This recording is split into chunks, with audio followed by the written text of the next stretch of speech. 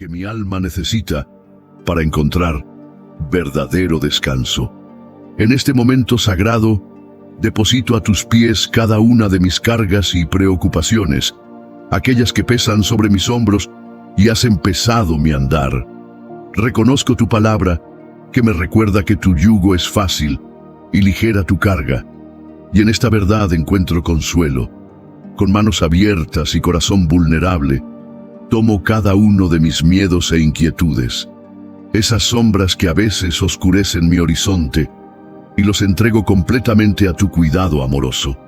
Las preocupaciones por el futuro, la ansiedad por lo desconocido, las dudas que asaltan mi mente, todo lo pongo en tus manos poderosas.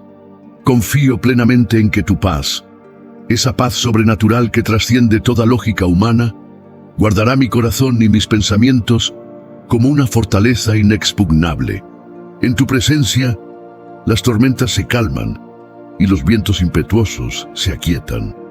Así como Jesús calmó las aguas embravecidas con su palabra, te pido que hables paz a cada área turbulenta de mi vida, que tu serenidad divina inunde mi ser hasta que los temores se disipen como la niebla ante el sol de la mañana. En tus manos encuentro el verdadero descanso, ese reposo profundo que solo puede venir de ti. Tu presencia es mi refugio seguro, el ancla que mantiene estable mi vida en medio de las tempestades, y en ella encuentro la serenidad que mi alma tanto anhela. Padre Celestial, en la intimidad de esta oración, reconozco con humildad que habrá momentos difíciles en este día, situaciones que pondrán a prueba mi fe y mi paciencia.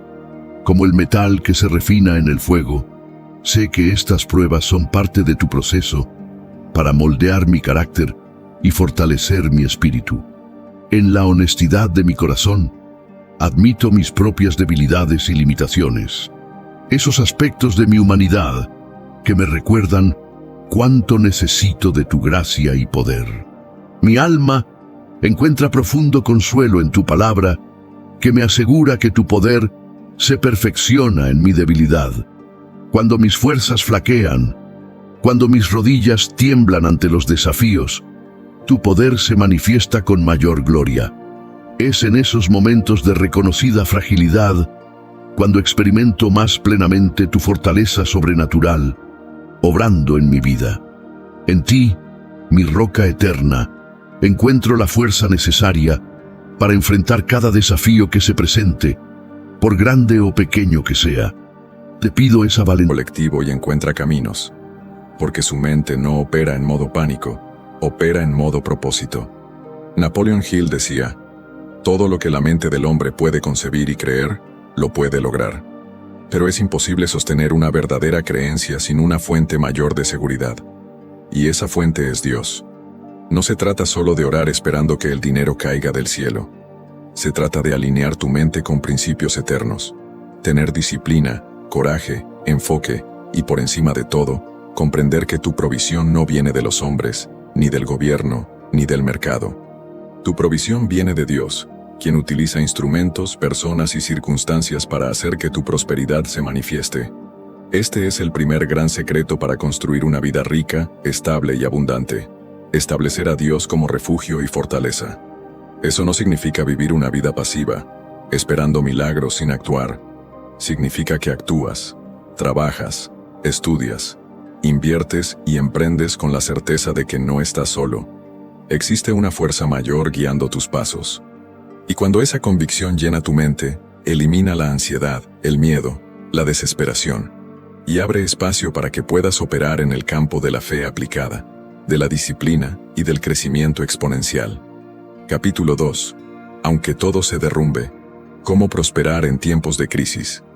El Salmo 46, en el versículo 2, trae una de las declaraciones más poderosas de toda la Escritura.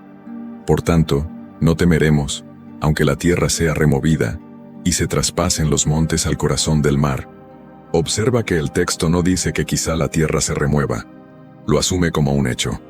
Aunque todo se derrumbe, no temeremos. Esa es una mentalidad rara. Muy pocos la poseen. Y precisamente por eso, pocos prosperan verdaderamente. La mayoría de las personas entra en colapso emocional, psicológico y financiero al primer signo de crisis. Fueron educadas para buscar seguridad en las circunstancias, no en la convicción interior. Y cuando las circunstancias se derrumban, ellas también se derrumban. Napoleon Hill dejó claro, en sus principios de autosugestión y fe aplicada, que la mente humana es el mayor activo que una persona posee. No importa cuánta habilidad técnica tenga alguien, ni cuántos títulos posea, ni cuál sea su patrimonio. Si la mente se rinde al miedo, todo se viene abajo con ella. Lo que separa a quienes se enriquecen de quienes se empobrecen durante una crisis es exactamente esto: la forma en que responden internamente a los desafíos externos. El Salmo 46 no promete que no habrá sacudidas, no ofrece una vida libre de problemas. Lo que ofrece es una mentalidad inquebrantable, anclada en la certeza de que Dios está en control y que nada, absolutamente nada, escapa de su soberanía. Cautela, esperando hallar únicamente restos expuestos, pero lo que estaba a punto de suceder superó cualquier expectativa. Los cuerpos de los santos, personas que habían vivido con fidelidad y muerto, con la esperanza de la promesa de Dios, estaban resucitando. No eran fantasmas ni apariciones espirituales, sino cuerpos reales restaurados a la vida. Esto era un poderoso anticipo de lo que la muerte de Jesús había logrado. Es importante notar que el texto bíblico indica que estos santos resucitados no entraron en la ciudad santa, sino hasta después de la resurrección de Jesús. Cristo sería las primicias de los que duermen, el primero en resucitar para la vida eterna. Aquellos santos resucitados fueron una señal visible de que el poder de la muerte había sido quebrado. Volvamos la atención al centurión romano y sus soldados, que permanecían en el Gólgota. Estos hombres no eran judíos, y no compartían las esperanzas mesiánicas, ni conocían las profecías de las escrituras hebreas. Eran soldados profesionales al servicio de Roma, habituados a la violencia y la muerte. El centurión era un oficial experimentado que comandaba a una centuria de soldados. Para llegar a tal rango, seguramente había presenciado innumerables batallas y ejecuciones. Para sus hombres, crucificar criminales era rutina. Conocían la ciencia de la tortura y de la muerte lenta. Sin embargo, hubo algo diferente en esta crucifixión. La manera en que Jesús se comportó en la cruz no correspondía al patrón habitual. No hubo maldiciones contra los verdugos, ni súplicas desesperadas, ni la resistencia típica hasta el último aliento. En cambio, Jesús perdonó a sus ejecutores, consoló al malhechor moribundo a su lado y se preocupó por su madre. Después, llegaron las señales, las tinieblas inexplicables al mediodía, el terremoto en el instante exacto de su muerte y las rocas que se partían a su alrededor. El centurión, al verlo todo, quedó profundamente impactado. Los evangelios registran su confesión. Verdaderamente este hombre era hijo de Dios, según Marcos, y verdaderamente este hombre era justo, según Lucas. No fueron comentarios casuales, sino declaraciones que contradecían directamente la acusación oficial por la que Jesús había sido ejecutado. Para un oficial romano, expresarse de esta manera era sorprendente. Los romanos rendían culto al emperador como divino, y reconocer la divinidad de un criminal judío ajusticiado casi equivalía a traición. El Evangelio de Mateo menciona que no solo el centurión, sino también los otros soldados que custodiaban a Jesús, al ver el terremoto y todo lo que sucedía, se llenaron de temor y dijeron: verdaderamente este era Hijo de Dios. Después de la resurrección de Jesús, al tercer día, ocurrió en las calles de Jerusalén uno de los sucesos más extraordinarios y menos comentados de la narrativa bíblica. El evangelista Mateo relata que muchos cuerpos de santos que habían muerto resucitaron, y saliendo de los sepulcros tras la resurrección de Jesús, entraron en la ciudad santa y se aparecieron a muchos.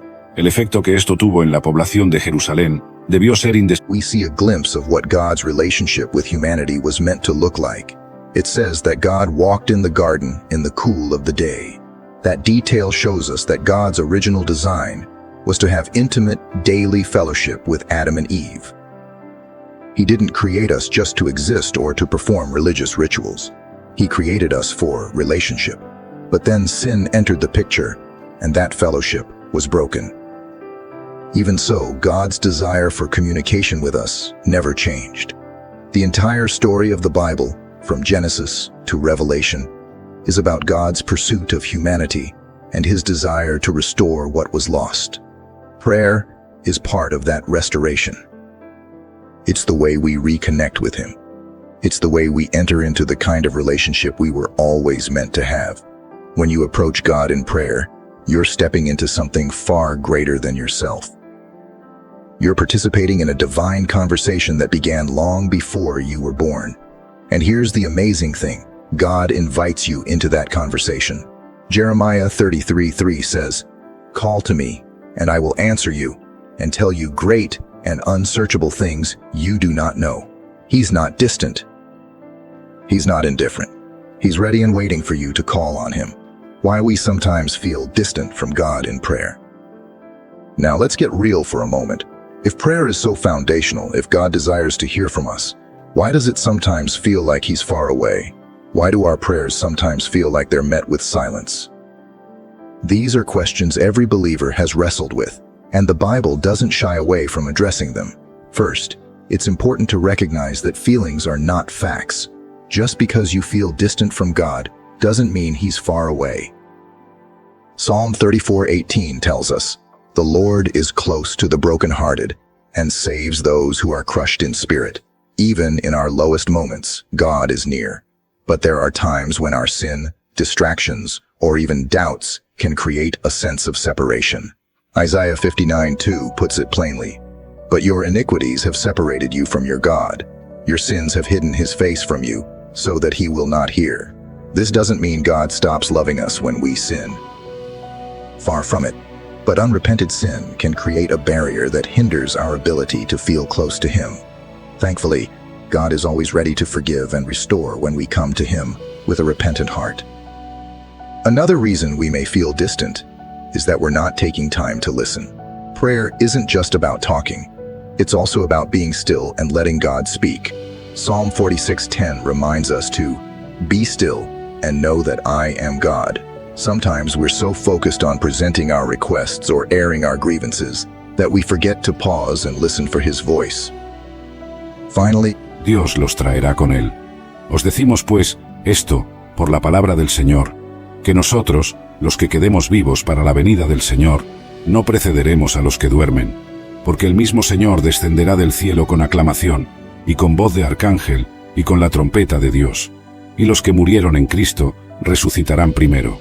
Luego nosotros, los que quedemos vivos, seremos arrebatados juntamente con ellos en las nubes, para encontrar al Señor en el aire, y así estaremos siempre con el Señor. Lo que este pasaje nos revela es muerte en carne, pero no en espíritu, y que en el toque final de la trompeta, todos resucitarán. ¿Pero serán todos? Claro que no. En Corintios la palabra de Dios es clara y cristalina. La corrupción no entrará, es decir, los hombres pecadores sin Dios permanecerán. Solo los hombres de vida en Cristo se levantarán para la inmortalidad, donde la muerte es una victoria de un espíritu guardado por Cristo. Leemos algo muy similar en el libro de Tesalonicenses. ¿Has logrado comprender? El fundamento de la fe en la resurrección de Jesús nos lleva a la convicción de que Dios otorgará una vida divina a todos los seguidores de Cristo. La expectativa de ser arrebatado junto al Señor, entre las nubes, no es solo una visión imaginaria, sino una creencia a ser abrazada y esperada, permitiendo un paso sereno hacia la muerte en los brazos de Jesucristo. En este evento, cuerpo y alma serán unidos y glorificados por el Espíritu para una existencia eterna, habitando en los nuevos cielos y en la nueva tierra, conforme narrado en Apocalipsis capítulo 21, en los versículos 1, 3 y 4.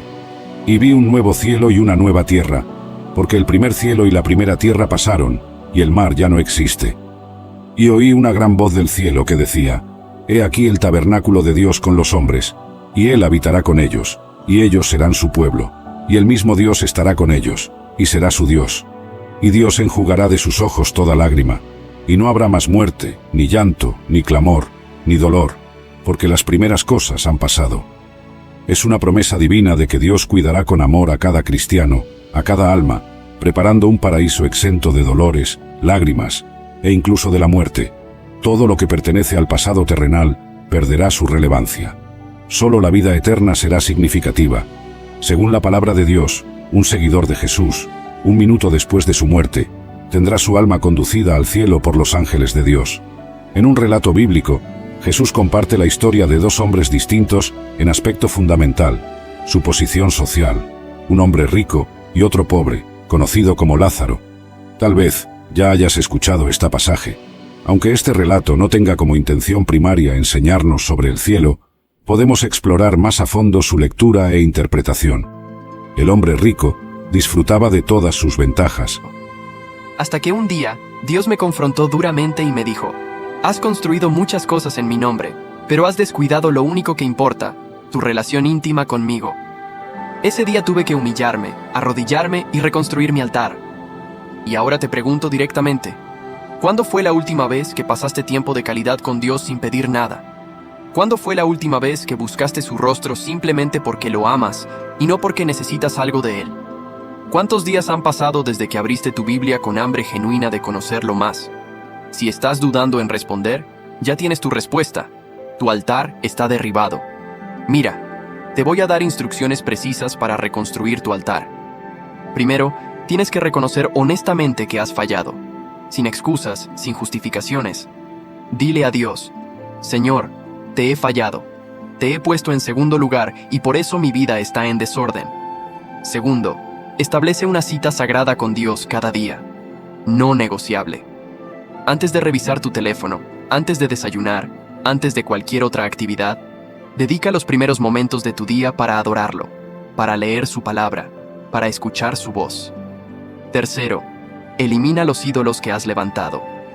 Identifica qué cosas han tomado el lugar de Dios en tu vida.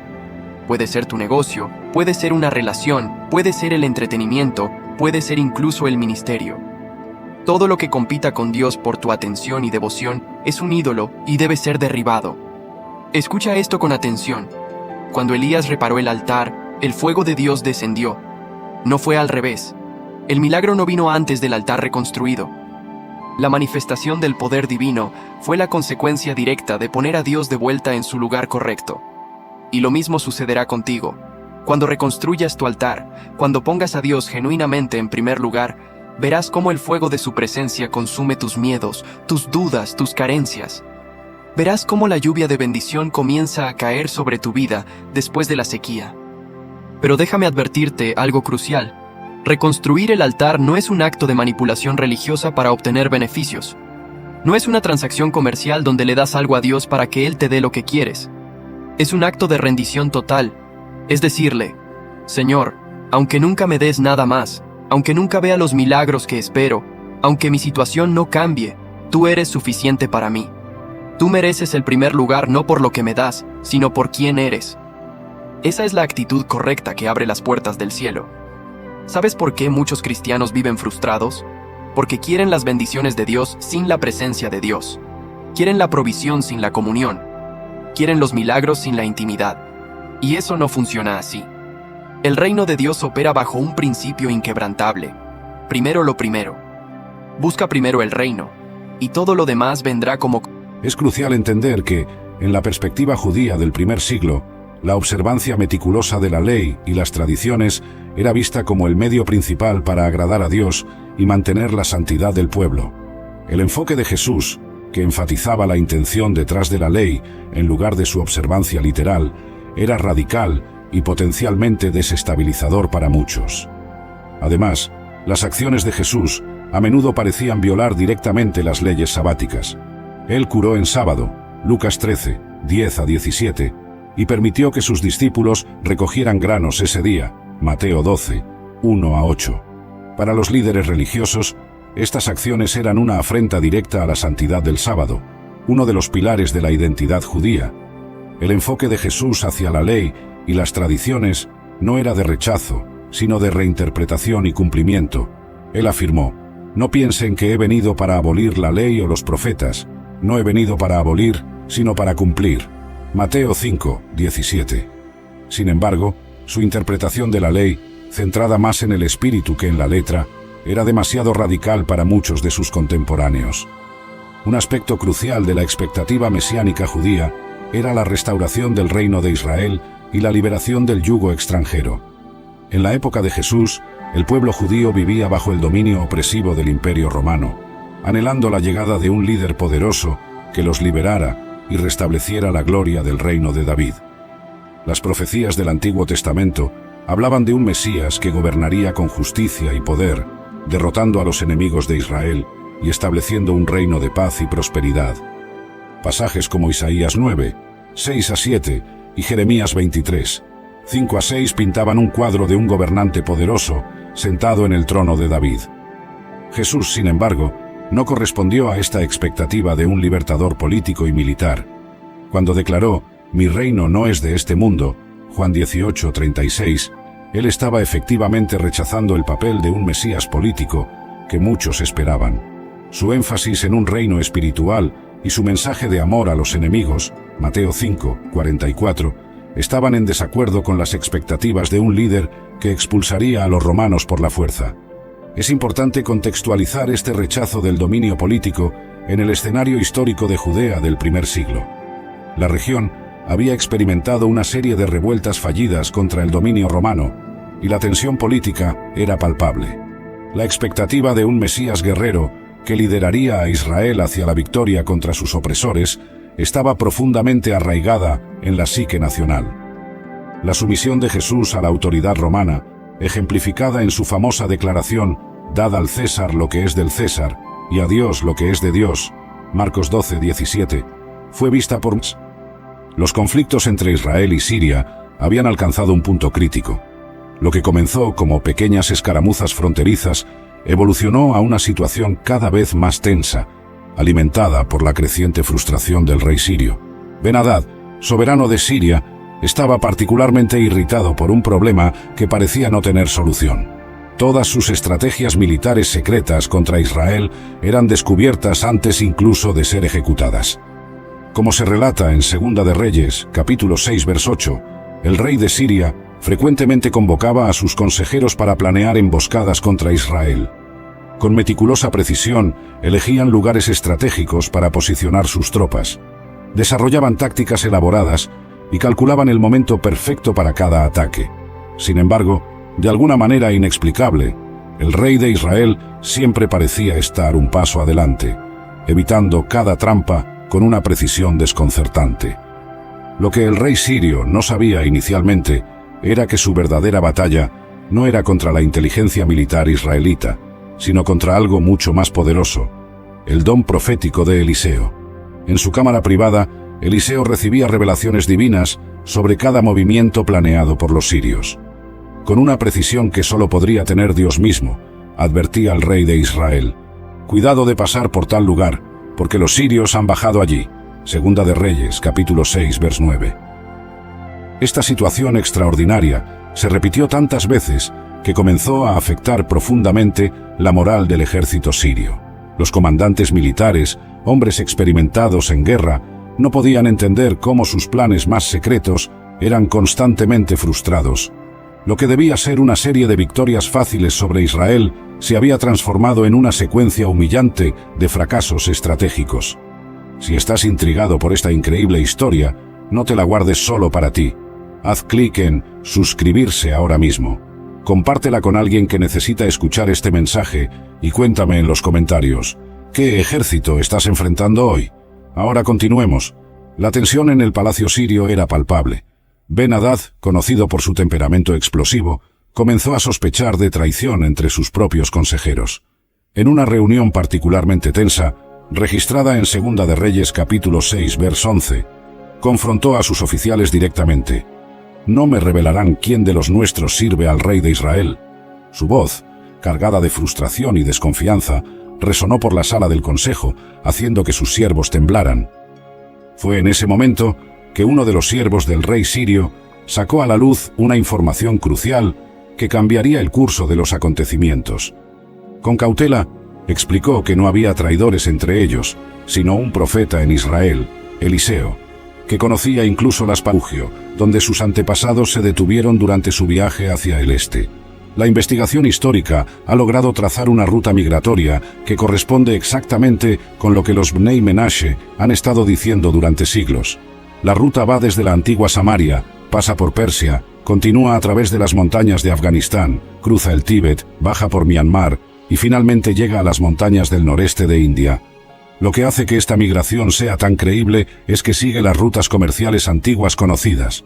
No es una ruta inventada o imposible, es exactamente el camino que miles de refugiados habrían tomado para escapar de la destrucción asiria y buscar un lugar seguro donde establecerse.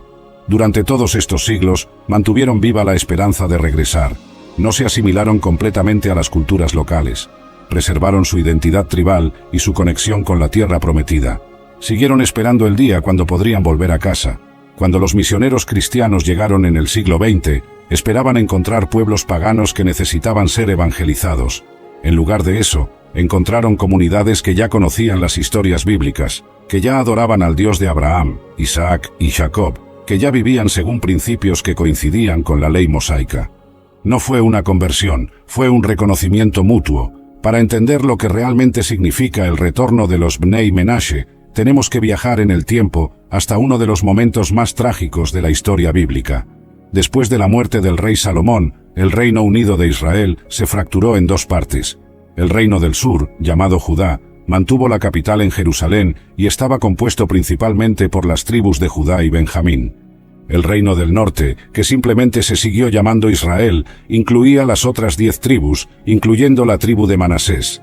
Este Reino del Norte estableció su capital en Samaria y desde el principio mostró una tendencia peligrosa hacia la idolatría y la rebelión contra Dios. Los profetas advertían constantemente sobre las consecuencias de alejarse del Señor. Oseas, Amós y otros enviados de Dios gritaban advertencias que el pueblo simplemente no quería escuchar. Era como si Israel del Norte estuviera corriendo hacia un precipicio con los ojos vendados. En el año 722 a.C., las advertencias proféticas se hicieron realidad de la manera más brutal imaginable.